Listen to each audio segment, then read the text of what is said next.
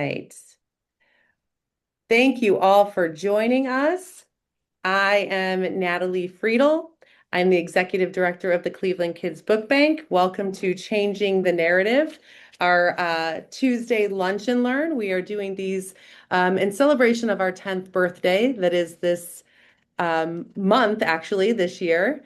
And so on the second Tuesday of each month, we'll have one of these calls that's kind of focused on different things that we want to share with the community.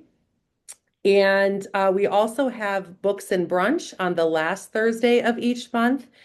So you can take a look at our website and see what events are going on there. We'll get started with the story. How the story. Like I said, I'm Natalie Friedel. I am the executive director of the Cleveland Kids Book Bank, and I've been here since February of 2024. And I've had the absolute pleasure of working on a mission that makes so much sense and with a team that makes so much impact. But what captivated me, like any good story, was the way in which it started. Where it was and when I came on board and where it's gone is all because two Judys cared a whole awful lot. We know that line, right? And things are getting better, but we have more work. Yes, we have got. So before I dive in, I will introduce or allow them to introduce Judy Kovach, if you want to do a quick introduction of yourself and turn it over to Judy Payne. Thank you, Natalie, and thank you everybody for being here. This is actually so fun. I'm Judy Kovach. I am one of the co-founders and currently the chair of the Kids Book Bank. I am a native New Yorker, but have been in Cleveland in Shaker Heights for 38 plus years, which has been wonderful. I spent most of my career at Progressive, raised two wonderful sons, now have four little grandchildren, and probably one of the greatest things of my entire life was the Kids Book Bank. So I'll turn it over to Judy. So I'm Judy Payne, and I second that. The Kids Book Bank has been a tremendous privilege and honor to be a part of. My children, two kids, were raised around books, and the idea that kids did not have books just was astounding to me. And when I had the opportunity to join the group that was making a change, I had to do that. So here we are today. Here we are, walking into the opening scene. Judy Kovach is going to tell us a little bit first. If this were the first page of the book, what problem or moment made you realize that Cleveland needed the Kids Book Bank? So, Natalie, you know I love telling this story because it's just a magical story. And as we all know, magical stories always start with once upon a time. So, once upon a time, there was a man named Bob Cheshire. And Bob was a Cleveland Heights guy who was a retired librarian from Case.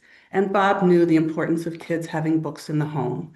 That research shows that two of the most important predictors of lifetime and academic success are having books in the home and being read to as a child. But sadly, Cleveland was a book desert. So Bob decided he had a mission and he started putting little free libraries, you know, those cute little book kiosks into Cleveland neighborhoods near elementary schools. And he'd fill them with books and the books would fly out. So one day, Margaret Bernstein, who was a journalist for the Plain Dealer, was driving through Cleveland and she was driving by this elementary school and she saw the kids running out of the elementary school and getting into a brawl. And she pulled over to see what was going on, got out of her car, and realized that these kids were fighting over the books in the little free library. I mean, people think kids don't want to read. There are other things they want to do. No, these kids were fighting over books in the little free library. So Margaret wrote an article in the Plain Dealer, got more response than anything she had ever written before, wrote several more articles, and the community started expressing interest in helping Bob. Well, Bob passed away shortly thereafter, and Margaret said, we have to carry the torch. We have to continue getting books into the hands and homes of kids. So she pulled together a group of people, and Judy and I, who, believe it or not, did not know each other. We lived like a mile away from each other, and should have been in all the same circles, but didn't even know each other. We each independently met Margaret, were of course totally moved by her mission, and said, we've got to join up. So that's how the story really begins. And shortly thereafter, Margaret got a job, big job with WKYC, said, I can't do this anymore. I can't run this. So Judy Payne, here, you take the torch and you run it with it, which, oh my gosh, what a brilliant thing to do. So we started working on installing little free libraries. Judy was on the ground working with neighborhood champions, revitalizing the little free libraries that were out there, adding more little free libraries. And we were running around to all our friends and half-price books and library book sales, trying to get kids' books, anything we could get to shove into these little free libraries because the books were flying out. So it was fall of 2015, and Judy said to me, we can't do any more of these little free libraries unless we have an endless supply of books. These things just fly out as soon as we stock them. And so was born the concept of the Kids Book Bank. Now, the concept was relatively simple. We were going to get a little space, like a closet or something, and a place where all of you could drop your kids' books after you were done with them, and we'd get them into little free libraries. But apparently the universe had bigger plans for us. And here's how the story went. We started going down the path of creating this organization because we had nothing. We were just two Judys who were putting books into Cleveland kids. And through a random phone call where we were simply calling an unknown entity to ask them about where we could find a book donation bin and what we should be looking for, we connected with a company called Discover Books. Discover Books was based out in Washington State, not in our space, and it turns out they were the largest online used bookseller in the country. Well, as it happens, they had just acquired an online used bookseller in Toledo, Ohio.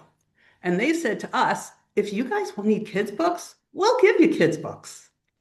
It turns out that the Toledo facility was now their biggest distribution facility. They were processing literally 4 million books a month. And every month they were sending more than 100,000 quality kids' books to get shredded every month. And when they heard that we could put these books in the hands and homes of kids that needed them, they were all in. So on November 4th, 2015, a day that changed my life and I will never forget, Judy and I rushed out in her little CRV to Toledo. We met with these wonderful people who told us, sure, we'll send you truckloads of books. We can give you a truckload every month. Well, a truckload meant 44 pallets of kids' books, 44,000 books a month. So if you know Judy and me, you know that we didn't take this lightly. We jumped back in the car and said, oh my God, every day that we don't have a place to bring these books. Kids are going without books. Books are getting shredded. We're going to open up in 90 days, the Kids Book Bank, which is like ridiculous. It's November. We've got holidays, whatever. Actually, first we said 60 days, but then we got reasonable and said 90 days. Well, thanks to this incredible community of support, 90 days later, on February 1st, we opened the Kids Book Bank in our Perkins Avenue location. February 12th, we got our first truckload of 44,000 books. February 14th, our board members and volunteers started sorting and boxing books. And on March 4th, 2016, we did our first distribution through Moms First to get books in the hands of kids. And again, thanks to this incredible community of volunteers, financial supporters, distribution partners, and everybody else, we have since, in just 10 years, distributed more than 5 million books to kids and families in our community who might otherwise not have books in the home. So it was really serendipitous. And what I have to say is that at the time, I at least didn't even realize the need and the import of what we were doing. Of course, I think everybody on this call understands the importance of kids having books, right? I mean, it's so important for so many reasons. There's, academic success. If kids can't read, they can't learn. We need to foster literacy and love of reading. And, books do so much more, right? They foster empathy. Kids have their windows and mirrors. They're mirrors so kids can understand themselves. They're windows into other people, understanding others, understanding the world outside their neighborhood. They're sliding doors, they say, so that kids can see what's out there, see what's possible, fuel their imaginations. So we all know those things are important. But what's really interesting to me, and what I didn't learn till later, is that the hard science shows that there's much more to it. That for the first 5 years, a child's brain is still developing. All those little neurons and synapses are all connecting. And the most important thing for that brain development is hearing language through human interaction. Moms reading to their babies is not just telling stories, it's children's brains developing. And so, what this community is now doing is not only putting books in the hands of kids, but it's enabling kids to live to their full potential. And we thank you all for helping with that. So, Yeah, Judy? every good story has those unlikely heroes like the two of you. Judy Payne, tell us a little bit about your opening scene and who were the first people who said yes to the idea? What did early support look like, and how did you build your team? So let me start with the best partner in good trouble a person could have in Judy Kovach. We were quite the duo. I would text her at 2 in the morning and she would reply at 4. We were two crazy, crazy people. Maybe that shouldn't be past tense. We are two crazy people who were driven to make this happen. But as all of you know, a project of this size could not happen with just two people. It just doesn't work that way. And we were incredibly lucky that people immediately recognized what we were doing. They understood it. It was pretty clear. Kids need books. And so anybody and everybody we told about what we were doing was willing to help out, from volunteers to financial supporters to distribution partners, thought partners, and all of them have contributed to where we stand today. But I got to tell you, I used to say the place had fairy dust. It was just bizarre how there was such magic that from the beginning, we would think it and an angel would appear. Starting with, for example, Marianne Crosley from the Leadership Center is on this phone call today, and Judy just happened to mention, we wanted to make sure we had the data, we had the facts about what we were distributing and to whom. And we knew it was important for funders and for all of us to understand that from day one. And it just so happened, Colin Gallagher had just said to Marianne, I'm looking for a project where I can make a difference in the community. What was his background? Inventory management. So he and I would get together before he went to work. And by day one, we had the Excel spreadsheet that we continue to use to this day so that we can accurately tell you how many books have been distributed and to whom. Another example was, oh, wow, we need to have a logo. And gosh, I guess we need a website. Lo and behold, out of the skies falls Sabrina Spangler. Sabrina helped us create our original logo and has continued to do our graphics for the past 10 years.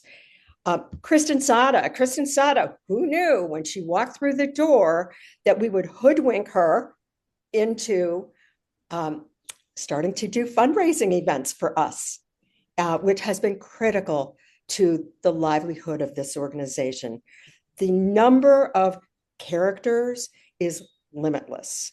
I remember at the very beginning, when we thought to do this, we weren't thinking we would have the volume of books that we ultimately were able to procure.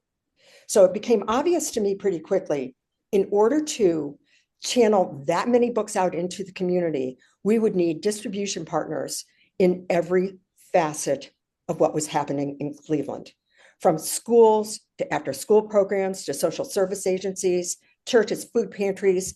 And some of these organizations really didn't have anything to do with literacy, but they recognized the importance of literacy and they were willing to jump in. Another example of that is Cuyahoga Metropolitan Housing Authority. We worked with them so that kids would have books anywhere and everywhere they went. And because you never know who would spark a love of reading and which book it would be that would turn a kid into readers. One of my favorite partners, yes, Megan Walsh, Moms First, Bright Beginnings, The Centers. It was so fun to work with the organizations that do home visiting in our community, the organizations that work particularly focused on early childhood development. And WIC is another example. When the home visitors would distribute our books, they became known as the book ladies. And kids would look forward, families would look forward to them coming to visit. The books, and I used to marvel at this. Yes. So, when was the last time somebody gave you a gift? There's something that happens when you are given a gift. A relationship evolves. And by home visitors giving away our books, the relationships they had with those with whom they worked improved every time. And I'm firmly convinced, and based on their anecdotes, that more families were compliant with their recommendations. Families showed up when they were supposed to. And those distribution partners were critical to what we were doing. I know that Judy had a favorite who, I hope I'm not speaking out of turn, but Wendell, who runs B-Buzz Baseball, an urban little league program. And he knew what kinds of books the kids would like. He would insist that they read the books. And frankly, if they didn't finish reading the books, they weren't playing. So talking about scoring with tough love around literacy, it came everywhere. Yeah, Judy, Kovach, any other characters you want to shout out at this time? Yeah, I just want to add that in addition to all these amazing volunteers and partners and so forth, I can't even talk highly enough about our staff. Our staff is, I mean, this is not a job for them. This is a mission. They are passionate. They are driven to not only get books in the hands of kids, but as I think anybody of you who know so many volunteers in this group, they make the Kids Book Bank, the happiest place on earth to come. And so I just want to make sure that we give a little shout out to these fabulous employees. Yeah, I'd have to say the staff here, we have some longstanding Leslie, who's orchestrating all of this and who many of you have her name right now. She's been here. She started off as a volunteer and she's been here since the beginning. Colleen shortly after, Steve shortly after. So we're a small team, but so many have been here for so long. And that's the same with our donors. We have a really great, amazing support group of people who've given 6 years or more, because this is something that isn't going to go away. Right? Kids are always going to need books. It's not going to go anywhere. And it's a mission you can keep giving to, and we can keep growing and do more and get deeper. And we'll talk about that, but it certainly doesn't happen without conflict. So no meaningful story is easy. What were some of the early challenges or doubts that you faced, and what kept you going when you felt uncertain? So, Natalie, doubts? Never. Sleepless nights, long days, you bet. When you're passionate, I mean, I think the success of any organization starts with a passion for the mission. And I think Judy and I both share that, continue to share that, shared it way back when. But starting a nonprofit is like starting any business, and it involves lots of pieces and parts, from raising and managing funds to creating oversight with a board, to hiring staff, to developing processes, and constantly looking for ways to improve.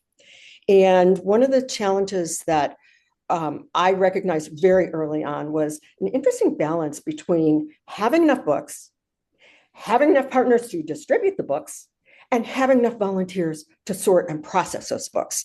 And it's an interesting balance to keep all those balls kind of moving at the same time.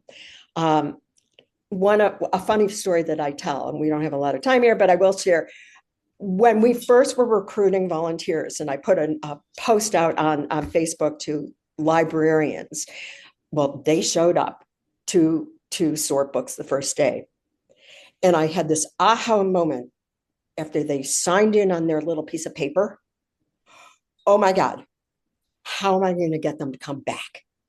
So at that moment, that was one of the things there were so many pieces and parts that I thought, oh my God, I need a free volunteer management system. We don't have anything. So right then I asked for suggestions. And by the next day, we were using Sign Up Genius. Which another interesting challenge was this. So all of a sudden we had this endless supply of books. Oh, my fear was what would happen if Discover Books dried up? What then? We could not rely on one source for books. We needed to diversify. And so one of the things that we did, in addition to looking for other online booksellers and other sources for inexpensive books, we placed outdoor collection bins in neighborhoods where communities would host those bins.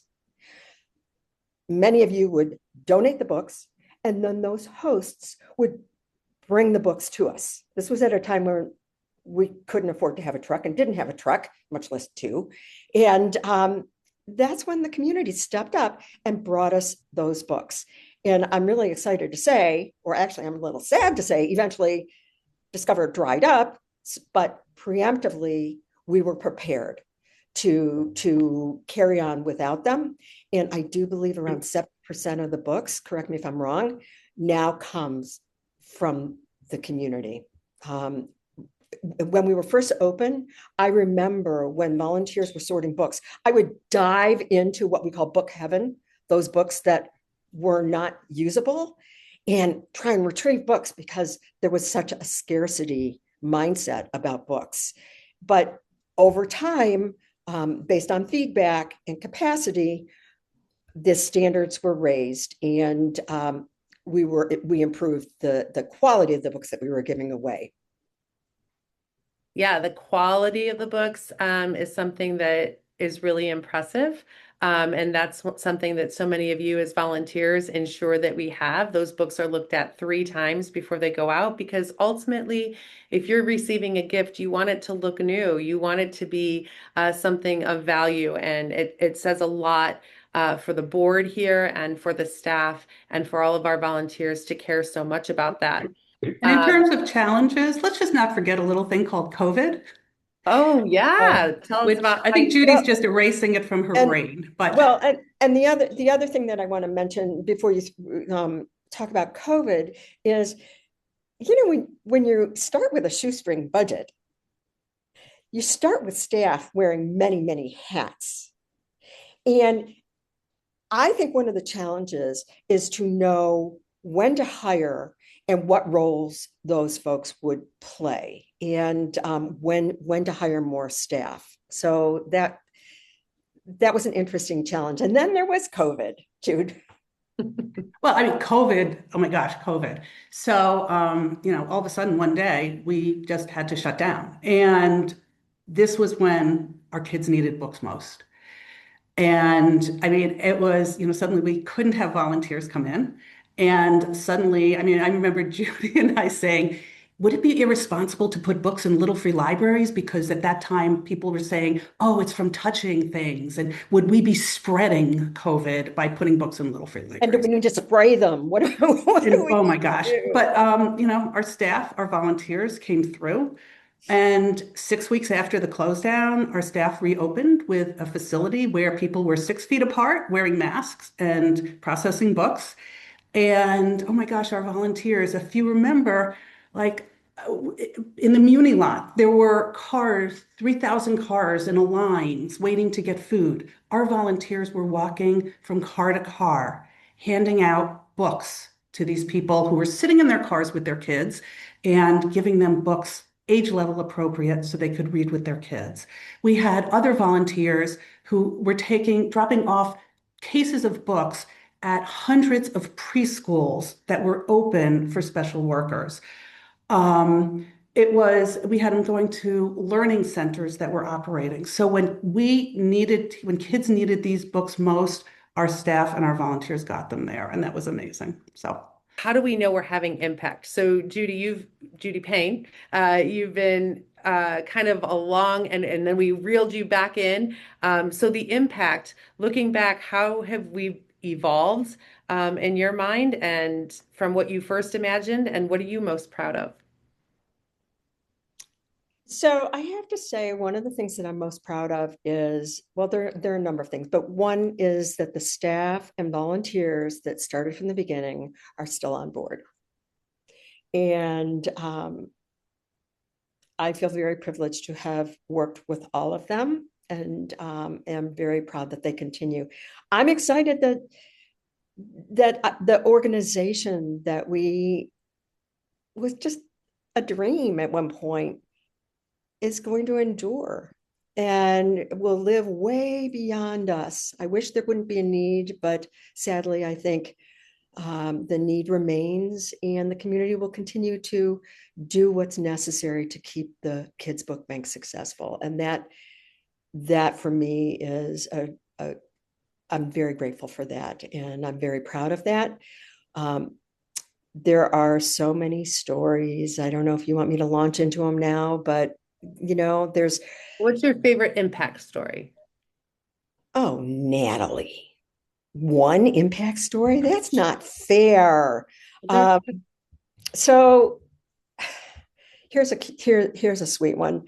There was a developmental a specialist working with a little boy, and Stevie, he struggled to say, he couldn't talk. He was nonverbal. And she would keep coming back to work with him. And one day he came to the door, pointed at her bag, and said, "Book." I love that. It was one of his first words. Talk about making a difference.